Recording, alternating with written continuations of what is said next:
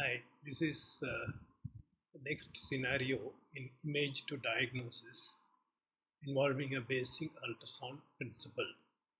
Here you see an image of transverse scan of upper abdomen with the patient supine and probe placed on the anterior abdominal wall.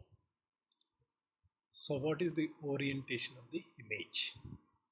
So here the relationship of the image, orientation of the image is labeled.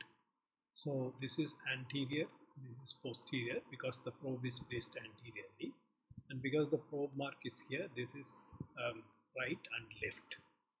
So this is the orientation of this image. Now coming to the next image, this is taken with the patient supine and again a transverse scan, but the probe is placed in the left flank.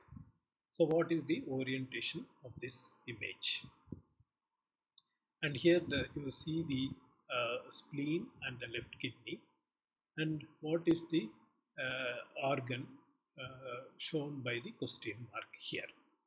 If you would like to see the workup of this scenario, please log on to sonoshare.in, go to image diagnosis basic principle, which involves general ultrasound as well as fetal medicine.